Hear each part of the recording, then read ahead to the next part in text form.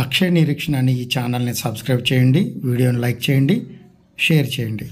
దేవుని వెంబడించే విషయంలో క్రైస్తవునికి ప్రధానమైనది ప్రభు వల్లలో పాలు పొందట. గడిచిన కొన్ని దినములుగా మనం ఆలోచన చేస్తున్నాం.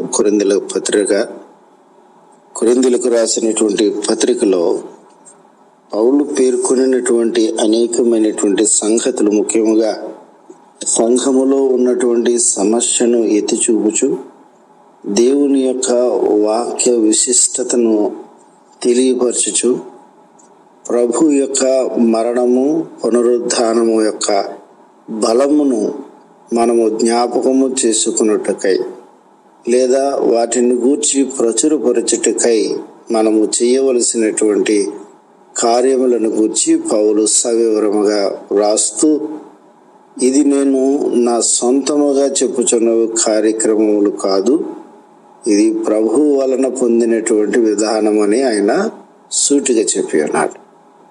అయితే ప్రభువే చెప్పి ఉన్నాడని చెప్పిన తర్వాత మరలా ఆయన చెప్పినటువంటి దానికి మన విరుద్ధమైనది మనం ప్రకటించకూడదు. మనందరికీ కూడా జ్ఞానం సహజంగానే ఉంటుంది, కానీ అజ్ఞానం వ్యాపక అంత వెర్రితో కూడింది అంటది. ఒక చిన్న ఉదాహరణగా మనం ఆలోచన చేస్తే, ప్రభు అయినటువంటి యేసు ఆకాశ పక్షులకు గూళ్ళున్నాయని, నక్కలకు బొరియలున్నవని, మనుష్య కుమారుడు తలదాచుకున్నటకు స్థలము లేదని ఆయన తన యొక్క పరిస్థితిని ఆయన వివరించి చెప్పి ఉన్నాడు. అది కేవలము ఆ దినమున అది మాట్లాడుతున్నటువంటి ఆ మాటలు మాట్లాడుతున్నటువంటి సమయమునకు ఆయనకున్నటువంటి పరిస్థితిని ఆయన తెలియపరచటం లేదు. ఈ భూమి మీదకి ఒక సాధారణమైనటువంటి వ్యక్తిగా ఆయన భూమి మీద జన్మించబడి ఉన్నాడు. ఒక సాధారణ వ్యక్తి ఎలాగున పెంపారు చేయబడతాడో అలాగనే పెంపారు చేయబడి ఉన్నాడు. ఎలాగన వృద్ధిలోనికి వస్తాడో అలాగనే వృద్ధిలోనికి రావటం జరిగింది. అందుచేత ఈ ఎదుగుదలలో సంభవించినటువంటి సంఘటనల నడుమ ఆయన స్థిరమైనటువంటి నివాసము లేనివాడుగా ఉన్నట్టుగా మనకి గ్రంథము ద్వారా తెలియచేయబడింది. మనం ఏం చేస్తామనంటే, ఆయన చెప్పిన దానికి విరుద్ధముగా యేసు ప్రభు పుట్టినటువంటి సమయమునకు పాక ఉందని, ఆ పాకలో ఆయనను పరుండి పెట్టారని మనకు నోటుకు వచ్చినట్టుగా మనం దాన్ని జ్ఞాపకం చేసుకుని ప్రచురం చేస్తూ ఉంటాం. లూకా సువార్త 2వ అధ్యాయంలో ఇటు విధముగా ఏ ఒక్క మాట కూడా లూకా రాయలేదు. అయితే మనుషుడు తన యొక్క మాయోపాయముల చేత దేవుని యొక్క వాక్యమును అడ్డగించు పరిస్థితికి దిగజారిపోయి ఉన్నాడు. ఆయనేమో నాకు లేవు, నేను ఒంటరిగా ఉన్నాను అని అర్థం ఇచ్చినట్లుగా ఆయన చెప్తే, లేదు లేదు నీకు ఆశ్రయం ఉంది, నీకు వెనకాలన్నీ ఉన్నాయి, నీకు తోడున్నారు అన్నటువంటి విషయాల్ని జ్ఞాపకం చేస్తుంటారు. అందుకని ప్రభు జన్మించినటువంటి కాలమునకు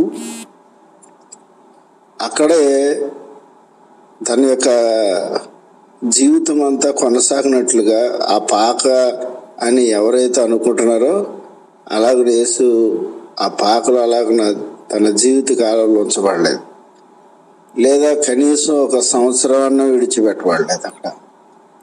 అక్కడ కేవలము తలదాచుకున్నటకు స్థలము అవసరమై ఉన్న కారణమును బట్టి స్థలము లేనందున పశువుల తొట్టిలో పరుండు పెట్టి ఉన్నారు. పశువుల తొట్టి ఉందనంటే దానిపైన పాక ఉందని, ఆ చుట్టూత గేదెలు, ఆవులు, లేకపోతే గొర్రెలు, మేకలు ఉన్నవనుకోవటం అజ్ఞాని ప్రదర్శించేటువంటి నమ్మకం అది. అయితే మనం అజ్ఞానిగా మనం ఉండకూడదు. అక్కడ మాట్లాడే మాటలో స్పష్టంగా పశువుల తొట్టే అని అన్నాడు. అంటే ఏదైతే ప్రభు జ్ఞాపకం చేస్తున్నాడో, నాకు ఒకంత స్థలము కూడా లేదు అని. అది ఆయన నోటంట చెప్పినటువంటి మాటనే మనం ఆయన చూస్తున్నాడని, ఆయన మనతో ఉన్నాడని తెలిసినా కూడా ఆ మాటను తిరిగేస్తూ ఉంటాం. వేసేవాళ్ళ కోసం నేను మాట్లాడుతున్నాను. అంటే అంత అడ్డగించేటువంటి స్వభావంలోనికి మనుషుడు వచ్చేసాడు. ఆయన కాదు అంటే నువ్వు అవును అనేటువంటి రీతిలో తయారైపోతే ఇంకా దేవుని యొక్క వాక్యానికి నువ్వు ఇచ్చే ప్రాధాన్యత ఎలాగుంటుందో ఇంకా వేరే చెప్పాల్సినటువంటి అవసరం లేదు. కాబట్టి వాక్యం ఏదైనాను కూడా ఇది ఇలాగా అని చెప్పిన తర్వాత దానికి నీ సొంత కవిత్వముని ఎప్పుడు కూడా జోడించకూడదనే సంగతిని మొట్టమొదటిగా మనం గ్రహించాలి. ఈ కొరింథీలో ఉన్నటువంటి బిడలు కూడా అలాగనే ఇలా చేస్తే ఏమవుద్ది, ఇలాగ అనుకుంటే ఏమవుద్ది అనే దానివల్ల వారు అనేకమైనటువంటి సమస్యలను కొని తెచ్చుకుని ఉన్నారు. ఇప్పుడు పౌలు కూడా మనం చదువుతున్నటువంటి లేఖన భాగంలో కొరింథీలకు రాసిన పత్రికలే కానీ, మొదటి పత్రిక కానీ, గలతీలకు రాసినటువంటి పత్రిక కానీ, నిన్నటి దినాన్ని మనం చూసినట్టుగా 2వ అధ్యాయము, ఎఫెసీలకు రాసిన పత్రిక 3వ అధ్యాయం కానీ, ఈ అధ్యాయాల్లో పౌలు యొక్క నిర్ణయము దేవుని ద్వారా కలిగినది అని మనం గుర్తించగలిగితే, పౌలు యొక్క సంగతులు ఏదైతే వివరించి ఉన్నాడో అవన్నీ మనకి దైవ సంబంధమైనవిగా మనకు అర్థమవుతాయి. ప్రకృతి సంబంధముగా ఆలోచన చేసినప్పుడు పౌలును ప్రకృతి సంబంధమైన మనుష్యుడిగా ఆలోచన చేస్తుంటే ఆ సంగతులన్నీ కూడా వాస్తవ రూపకాన్ని అర్థం చేసుకోవడానికి అవకాశం ఉండదు.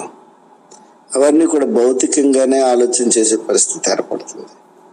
కానీ ప్రభువును గూర్చి పౌలు చెప్పినటువంటి సంగతులు ఏదైతే ఉన్నావో, అంటే గడిచినది గడిచిపోయింది, ఇప్పుడు క్రీస్తు ద్వారా మనకు అనుగ్రహించబడి ఉన్న ఈ నిరీక్షణ కానీ, లేదా ఈ రక్షణ భాగ్యము కానీ, లేదా ఈ పాపమునకు కలిగినటువంటి ప్రక్షాళన కానీ ధర్మశాస్త్రము చేయలేకపోయింది. ఆ ధర్మశాస్త్రమును ఆయన పడగొట్టి ఉన్నాడు అంటే తొలగించి ఉన్నాడు, తీసివేసి ఉన్నాడు, లేదా ఆయన తన శరీరం మందు సిలువలో నెరవేర్చి ఉన్నాడు అని అర్థం. ఇప్పుడు అయిపోయిన దాన్ని మరలా తిరిగి కడతానంటే అది అవివేకమైనటువంటి చర్యే అని గ్రంథం తెలియచేస్తుంది. పౌలు కూడా ఆ మాట మీద ఆయన నిలబడి ఉన్నాడు. ఏమని, ఒకసారి పడగొట్టబడింది మరలా తిరిగి దాన్ని కట్టడానికి నువ్వు ప్రయత్నం చేయొద్దు, చేస్తే నువ్వు అపరాధివి అని అన్నాడు. అపరాధివి, నేరము చేసిన వాడవు, శిక్షకు పాత్రుడు అని అర్థం. మనం అందుకని ధర్మశాస్త్ర విషయంలో ఏదైతే నెరవేర్చబడిందో యేసుక్రీస్తు ద్వారా సిలువలో, దానిని గురించి మరలా మనం తప్పుగా అర్థం చేసుకోవడానికి ఆలోచన కలిగి ఉండకూడదు. గలతీలకు రాసినటువంటి పత్రికలో 1వ అధ్యాయాన్ని మనం చూసినప్పుడు పౌలు చాలా స్పష్టముగా ప్రభు యొక్క విశిష్టతను గూర్చి జ్ఞాపకం చేసి ఉన్నాడు. ధర్మశాస్త్రము ద్వారా మనుషులకు ఏ విధమైనటువంటి అవకాశము కలిగినది, యేసుక్రీస్తు ద్వారా ఏ అవకాశం కలిగింది అనేది మనం ఎప్పటికప్పుడు గుర్తుపెట్టుకోవాలి. మనందరికీ తెలుసు, అసలు ధర్మశాస్త్రం ఇవ్వబడి ఉన్నది ఇశ్రాయేలు ప్రజలు యెరూషలేములో ప్రవేశించటానికి. యెరూషలేములో వారు దేవుని చేత ఆశీర్వదించబడినటువంటి కుటుంబములుగా ఉండబడటం. కానీ వారు అనేకమైనటువంటి దోషక్రియలను చేయటం ద్వారా, ముఖ్యముగా మీరు ఇర్మియా గ్రంథం 9వ అధ్యాయం చదివితే యెరూషలేముకు ఇవ్వబడినటువంటి శాపములు ఏదైతే వాటిని జ్ఞాపకం చేసి ఎందుకు అలా జరిగింది అన్న దానికి వివరణ ఇవ్వబడింది. వాళ్ళు ఏం చేశారంటే, అంత నష్టం జరుగుతున్నప్పటికీ కూడా వారు విగ్రహారాధన మానలేదు అని అన్నాడు. విగ్రహారాధన మానలేదని. ఇప్పుడు కూడా మనకు అదే, విగ్రహారాధన నేరం అన్నాం అనుకో, నేను ఎక్కడ చేస్తున్నానండి పూజ, బాగుందండి, మొన్న ఎవరో ఇచ్చారు యేసుప్రభు బొమ్మ అంటది, అది నేను తగిలించుకున్నాను. లేకపోతే నేనెవరు చెప్పారండి నేను విగ్రహారాధన జరిగిస్తానని, ఇదిగో ఈ కొవ్వొత్తి కేవలం వెలిగివ్వటానికి పెట్టానండి, దాని దగ్గర పెట్టానండి. అంటే తమను తాము సమర్థించుకోవడానికి ఎంతకైనా దిగజారిపోయేటువంటి స్వభావము కలిగి ఉన్నవారు ఉన్నంత వరకు కూడా సత్యము ప్రకటించే విషయంలో చాలా అనర్థాలు జరిగిపోతూనే ఉంటాయి. అందుకని పౌలు ఏమన్నాడంటే ఈ 1వ అధ్యాయము 14 నుంచి మనం చదివితే తన యొక్క సహజ స్థితిని ఆయన జ్ఞాపకం చేశాడు. ఏంటది? నేను ధర్మశాస్త్రం విషయంలో నేను యూదా మతస్థుడినై ఉండి నేను ఉన్నదన్నట్టుగా జరిగించడానికై సంఘమును హింసించినటువంటి వాడను. నేను దేవుని యొక్క సంఘమును అపరిమితముగా నేను హింసించిన, అంటే దానికి కొలత లేదన్నమాట. అంత దారుణముగా సంఘమును హింసించినటువంటి ఈ పౌలు ఇప్పుడు ఏం చెప్తున్నాడంటే, నా పితరుల ఆచారములు ఏదైతే ఉన్నాయో, పారంపర్య ఆచారములు ఏదైతే ఉన్నావో వాటి యందు నేను దృష్టి నిలిపిన వాడనై ఉన్నాను ఒకప్పుడు. అయితే నా స్వజాతీయులు ఎవరైతే ఉన్నారో వారందరికంటే, అంటే వారిలో నాతో సమాన వయసు కలిగిన వారు ఉన్నారు, వారందరికంటే నేను గొప్పగా ఉంచబడి ఉన్నాను. అంటే ఒక ప్రత్యేకమైనటువంటి విధానంలో నేను గుర్తించబడి ఉన్నాను, ఆధిక్యత పొంది ఉన్నాను. ఆ సంగతులన్నీ మీరు ఎరుగుదురు అని అన్నాడు. అంటే ఎంతో మంది యూదా మతమును గూర్చినటువంటి ఆలోచన కలిగి ఉండినప్పటికీ కూడా యెరూషలేములో ఎవరైతే ఈ ధర్మశాస్త్రమునకు వ్యతిరేకముగా కూడుకుంటున్నారో లేదా ప్రకటిస్తున్నారు యేసుక్రీస్తును, వారిని హింసించడానికి పౌలుకు మాత్రమే అధికారం ఇవ్వబడింది. అంటే వాళ్ళ మధ్య, అంటే ఎవరైతే ధర్మశాస్త్రమును ఎరిగిన వారు ఉన్నారో, యూదా మతస్థులై ఉన్నారో వారి మధ్య పౌలు ఎట్టి ఆధిక్యత కలిగి ఉన్నాడు మనం ఆలోచించాలి. అయితే ఆయన ఏమంటున్నాడనంటే, నేను దేవుని యొక్క కృప చేత నేను ప్రత్యేకపరచబడి ఉన్నాను. నేను గర్భములో ఉన్నప్పుడు నేను ఎలాగనైతే తల్లి గర్భమును విడిచిపెట్టి నేను బయటకు వచ్చి ఉన్నాను, ఆ బయటకు వచ్చిన కారణమే దేవుడు. ఆయన నన్ను ప్రత్యేకపరిచి ఉన్నాడు. ఆయన ఎలాగనైతే నన్ను గర్భము నుండి బయటికి తీసుకొచ్చి ప్రత్యేకపరిచి ఉన్నాడో, అలాగనే ఈ ధర్మశాస్త్ర క్రియల నుండి నన్ను అలాగున ప్రత్యేకపరిచి ఉన్నాడు, నన్ను పిలుచుకుని ఉన్నాడు ఆయన తన కృప చేత.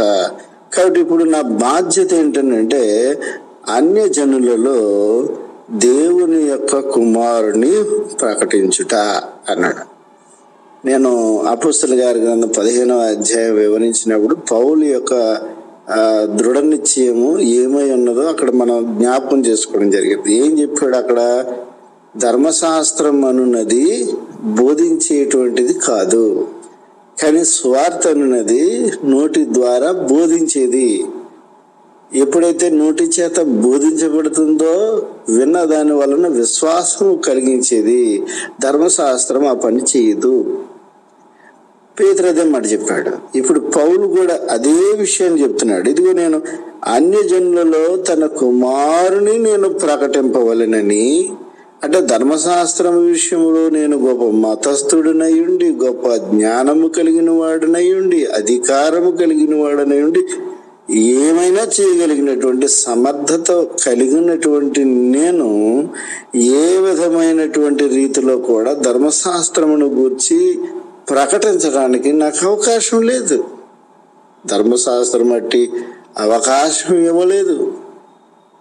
కానీ దేవుని యొక్క సువార్త సమస్త జనులకు ప్రకటించబడుటకు అవకాశం ఇవ్వబడి ఉన్నది. అందుకని దేవుని యొక్క వాక్యం యొక్క గొప్పతనమును మనం ఎరిగి మరలా మన జీవితంలో వాక్యమునకు అవధేయకరమైనటువంటిది ఏది కూడా చేయకుండానట్లుగా జరగకుండా ఉండినట్లుగా మనం జాగ్రత్త వహించాలి. దీనిని గూర్చినటువంటి సంగతుల విషయమై పౌలు ఏమంటున్నాడంటే, నేను అన్యజనులలో యేసును గూర్చి ప్రకటించటానికి నేను ఎవ్వరి సలహా తీసుకోలేదు, నేను ఎవరి సమ్మతి కొరకు నేను ఎదురు చూడలేదు. అంటే దాని అర్థం ఏంటి? నేను యేసుక్రీస్తుని గురించి ఏం బోధించవలనో ఏం బోధించకూడదో నాకెవరు కూడా ఆటంకం పెట్టేవారు లేరు. ఆటంకములుగా నేను ఏది కూడా పెట్టుకోలేదు. నేనేం చెప్పాలనుకున్నానో దాన్ని సిద్ధపడి ఉన్నాను. దేనిని గురించి ప్రచురపరచవలనో నేను ఎరిగి ఉన్నాను. అందుచేత నేను ఎవరి సమ్మతి కొరకును నేను ప్రయత్నం చేయలేదు అంటాడు ఆయన. మనుష్య మాతృలతో అంటే సంబంధం లేనటువంటి వ్యక్తులతో, దేవుని యొక్క వాక్యమునకు మనుషులకు సంబంధం లేదు, మరెవరికి సంబంధం లేదు. ఇది దేవుని యొక్క వాక్యం, దేవుని యొక్క మాటలు. మనం ఇందులో మనం ఇబ్బంది పడే కంటే అసలు మనకు సంబంధం లేనిది అని మొట్టమొదట మనం గ్రహించాల్సినటువంటి అవసరం ఉంది. పౌలు అలాగనే ఎరిగి ఉన్నాడు కనుకనే ఆయన ఏం చెప్తున్నాడంటే, నేను గ్రహించేటువంటి పరిస్థితి నాకు ఏర్పడినప్పుడు మనుష్య మాత్రులతో నేను సంప్రదించలేదు. ఎందుకని?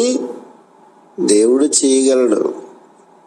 ఆయన తన కాలమందు ఆయన అనుకున్నట్టుగా ఆయన దయచేయగలిగిన వాడు అన్నాడు. ఏదైనా కూడా ఆయన దయచేయగలడు. కాబట్టి పౌలు చెప్పేటువంటి సంగతులు ఏంటంటే, ధర్మశాస్త్రం అనేది అది నీకు కేవలము నిన్ను నడిపించడానికి పనిచేస్తుంది తప్ప నిన్ను స్థిరపరచడానికి పనిచేయదన్నాడు. మన గలతీ పత్రికలు చదువుతున్నప్పుడు కూడా, ఈ పత్రిక అంతా చదువుతున్నప్పుడు మనకు అర్థమైపోతుంది పౌలు చెప్పినటువంటి విషయం ఏంటని. ఏ విధమైనటువంటి సమస్య లేకుండా పరిష్కారం ఎలాగునో గ్రంథమందు సూచించబడిందో దాన్ని మనం ఎరగవలసినటువంటి అవసరం ఉంది. ఫిలిప్పీలకు రాసిన పత్రిక 3వ అధ్యాయంలో, ఫిలిప్పీలకు రాసిన పత్రిక 3వ అధ్యాయంలో ఫిలిప్పీలో ఉన్నటువంటి సంఘానికి తన యొక్క పూర్వస్థితిని పౌలు జ్ఞాపకం చేస్తున్నాడు. అంటే తను ఏదో చెడు చేసిన దాని గురించి మాట్లాడతలేదు. దేవునికి వ్యతిరేకమైనటువంటి బోధను చేస్తూ బ్రతుకుతూ దేవునికి అనుకూలమైన బోధన చేసేవారిని హింసిస్తూ గడిపినటువంటి సమయమును జ్ఞాపకం చేసుకుని ఆయన ఫిలిప్పీలో ఉన్నటువంటి వారికి దిశానిర్దేశం చేస్తున్నాడు. తను చేసి అంటే ధర్మశాస్త్రమునకు అనుకూలముగా చేసి పనులు నిజము గ్రహించినప్పుడు, సత్యమును తెలుసుకున్నప్పుడు అన్నిటినీ కూడా వారు త్యజించి ఉన్నారు, లేదా పౌలు త్యజించి ఉన్నాడనే సంగతిని ఈ పత్రిక ద్వారా ఆయన జ్ఞాపకం చేయడం జరిగింది. ఏమంటున్నాడనంటే, 8వ దినాన నేను సున్నతి పొందాను, ఇశ్రాయేలు యొక్క వంశవాడిని, బెన్యామీను గోత్రములో పుట్టినవాడిని, కాబట్టి నేను హెబ్రీ సంతానమై ఉన్నాను. దేవుడు ధర్మశాస్త్రమును అనుగ్రహించి ఉండగా ఆ ధర్మశాస్త్రమునకు నేను పరిచయుడిగా ఉన్నాను. అయితే ఆసక్తి విషయంలో నేను సంఘమును హింసించి వాడనై ఉండి, ధర్మశాస్త్రం విషయం వచ్చేసరికి అనింజుడిగా నేను ఉండిపోవటం జరిగింది. అయితే ఏవేవి నాకు లాభకరములై ఉన్నావో వాటన్నిటినీ క్రీస్తు నిమిత్తము పెంటతో సమానంగా ఎంచుకొనిచున్నాను అని అన్నాడు. అంటే మనం చేయబోయేటువంటి ప్రతి నిర్ణయము యేసుక్రీస్తును ముందుకు తెచ్చేదిగా ఉండాలి తప్ప యేసుక్రీస్తును వెనక్కి నెట్టేదిగా ఉండకూడదు. ఇప్పుడు చూడండి, యేసుక్రీస్తు శిలువ మరణం పొందాడు, ఆయన సమాధిని జయించి ఉన్నాడు, ఆయన తిరిగి లేచి ఆయన అగ్గుపరుచుకున్నాడు. ఇప్పుడు ఆయనకు మించింది ఏది కూడా మనం ఉంచకూడదు, ఉందని మనం అనుకోకూడదు. లేకపోతే ఆయన మనకు అవసరం లేదు, ఆయనతో పని అయిపోయిందని వదిలిపెట్టకూడదు. ఆయనతోటే సర్వము ఆధారపడండి. ఇప్పుడు మనం ఆదివారం కూడుకునేది ఎందుకొరకు అని నేను గతంలో మిమ్మల్ని ప్రశ్నించాను. ఎంతమంది తెలుసు ఆదివారం ఎందుకు వెళ్తున్నాం అనేది? అందరూ వెళ్తున్నారు కాబట్టి వెళ్ళటం అనే దాంట్లోనే చాలా మటుకు ప్రజలు బ్రతికేస్తుంటారు.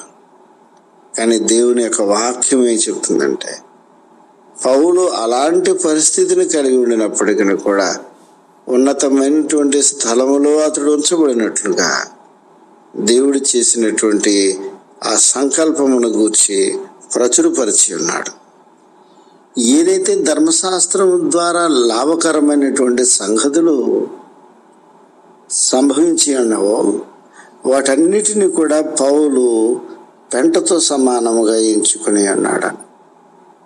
అంటే దేవుడు తప్ప నాకు ఇంకెవరు వద్దు, యేసుక్రీస్తు అన్న రక్షకుడు తప్ప ఇంక ఏది వద్దు. ఇది నన్ను రక్షించేదైనప్పటికీ కూడా అది నాకు వద్దు. ఎందుకని? దానికంటే గొప్పవాడు యేసుక్రీస్తు ఉన్నాడు గాక, అందరికంటే అతి గొప్పవాడుగా, అందరిలో అతి శ్రేష్ఠుడిగా ఉంచబడి ఉన్నాడు గనక ఆయనను మాత్రమే మనం ముందుంచాల్సినటువంటి అవసరం ఉంది. పౌలు అదే చెప్తున్నాడు. ఇదిగో జరిగినటువంటి సంగతులలో నేను ఒక స్థితికి వచ్చి ఉన్నాను, కానీ ఏవేవి నాకు లాభకరములై ఉండవో నా జీవితానికి వాటిని నేను క్రీస్తు నిమిత్తము వాటిని పెంటతో సమానముగా ఎంచుకుని ఉన్నాడు. ఇంకా పౌలు అందుకని మాట్లాడు, నేను నీతిమంతుడినై ఉన్నది యేసుక్రీస్తు వలననే గాని ధర్మశాస్త్రం వలన కాదు అని అన్నాడు ఆయన. క్రీస్తునందలి విశ్వాసమును అగుపరచుడు ద్వారా విశ్వాసము కలిగి ఉన్న దాన్ని బట్టి ఆ విశ్వాసము ద్వారా నీతిని పొందుకుని దేవుడు అనుగ్రహించేటువంటి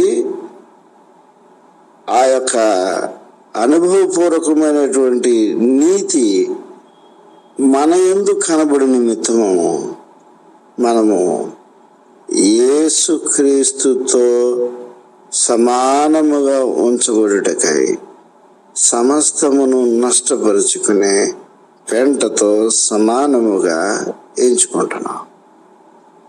పౌలు అదే చెప్తున్నాడు, నేను అన్నిటినీ పెంటతో సమానముగా ఎంచుకుంటున్నాను. పౌలు అంటున్నాడు, సమస్తమును నేను నష్టపరుచుకున్నాను, పెంటతో సమానముగా నేను ఎంచుకుంటున్నాను. అయితే కొద్దిమంది ఎలా ప్రవర్తిస్తున్నారట, క్రీస్తు యొక్క శిలువకు శత్రువులుగా నడుచుకుంటున్నారు. క్రీస్తు శిలువకు శత్రువుగా నడుచుకోవడం అంటే చెప్పాను కదా, ఆయన అవును అంటే నువ్వు కాదంట, ఆయన కాదని అంటే నువ్వు అవునంట. ఆయన 33.5 సంవత్సరాలు భూమి మీద బతికాడు. ఏ ఒక్కరోజైనా ఎవరెవరికి చెప్పాలి కదా, ఇది ఈరోజు మరి ఇలా చేయండి అలా చేయండి అని చెప్పాలి కదా, ఎందుకు చెప్పట్లేదు అంటే ఆయన అందరికీ అగ్గుపడేవాడు కాడు, మొట్టమొదటి అది గ్రహించాలి. అలాగనే ఆయన ఆత్మస్వరూపాన్ని నువ్వు మర్చిపోగలుగుతావు. ఎప్పుడైతే భౌతిక సంబంధమైన దాన్ని దేవుడు అని మనం నిర్ధారించామో అప్పుడే మనం భయపడుతున్నారు, అంతకుముందు ఉన్న దానికి భయపడుతున్నట్లక. కనుక ప్రభు వలను సమీపించుటకై ధర్మశాస్త్రం యొక్క ప్రతి మూలుగును మనం త్రుంచివేయాల్సినటువంటి అవసరం ఉంది. శ్రద్ధగా మీ అందరికీ నా హృదయపూర్వక వందనాలు. మీకు ఏదైనా ప్రార్థన అవసరం ఉన్నా, వాక్య సందేహం ఉన్నా మాకు తెలియపరచండి. మా ఫోన్ నెంబర్ 9491291891. నెంబర్ మరొకసారి 9491291891.